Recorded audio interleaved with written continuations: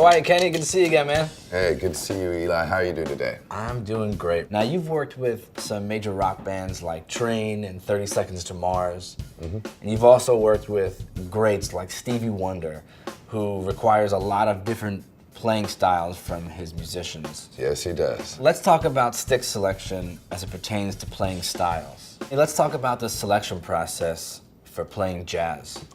Well, generally for jazz, you tend to choose a smaller diameter stick for a little bit less volume. You want to be able to have some finesse and control. You also want a little bit of a longer taper. That way you truly get the articulation you want and the bounce you want off your ride cymbal patterns, so you can really blaze them in a quiet club without overpowering your band. Okay. And one of the other elements that I really consider when you're playing jazz is the smaller tip. For example, the small acorn tip. It's going to give you a lot of articulation and a good body of sound without overwhelming the cymbal, without overwhelming the drum, and of course without overwhelming your band. Okay. And with regards to taper? I'm going for the long taper again, Okay. for more bounce, more play, and rebound. Articulation and finesse is everything in jazz. Let's talk about funk now. Yeah, baby, one of my favorite styles of music to play.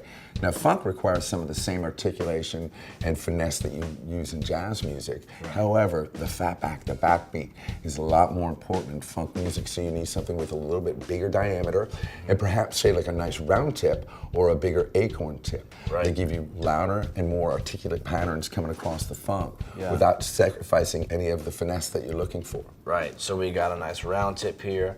We got a nice acorn tip. Yeah, and then taper really is a matter of personal preference when it comes to and how much power you need. Right. You know, if you're playing in a loud funk band, you want a shorter taper so you can take advantage of that power in your backbeat without having to kill the drum to get that stroke. However, if you're playing in a quieter band, maybe it might behoove you to try something with a little bit of a longer taper so you can maintain that finesse while still kicking it with the band. Cool. All right, Kenny, let's talk a little bit about rock. Okay, rock drumming, now that's my house at heart. Right. When I'm choosing a stick to play rock and roll, I immediately choose something with a thicker diameter because I don't want to just feel the power in my hand. I want the drum to feel the power that's coming at it. A thicker diameter is going to give you more hit on the drum. Same thing with choosing a shorter taper. It's going to give you more speed and power in your stroke. So yeah, the throw, so you don't have to sacrifice technique to play loud. You're not going to be hurting your hand. You can have a lot of power in your stroke. And the final element I like to discuss, for example, on this teardrop right here, is the amount of surface that is hitting the head. I want a larger tip. I want a barrel tip. I want something that's going to dig into that drum and give me a lot of surface sound. So when I play, everybody knows it. More sound is more power. More power is what you need to drive a rock band. And when you get a big tip to do that, it's on, brother. Kenny, while we're on the subject of power, let's talk about metal drumming. Metal drumming, that's taking power drumming to the whole next level. Right. Most metal drummers I know need a lot of power in their sticks, so they tend to use something with a thicker diameter, 5B up, to transfer the power from their hand and their heart into the drum and really transfer it to the band, so they're driving the band. Generally, I tend to choose the shorter taper because you still get good speed without sacrificing any power. And you're not going to snap a stick in half when you're playing full blast beats.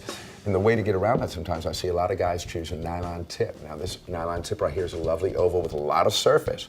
And surface contact means sound. More sound equals more power. But with the nylon, you get a little bit more brightness in your blast beat cymbal patterns. And you get a little bit more rebound. So you can really drive with power without sacrificing rebound. And of course, speaking of power, if you really want to add some extra power, man, weight and mass equal power and sound. And so I would be looking at an oak stick because it's more dense, more weightful, and can really help you drive the band to the next level.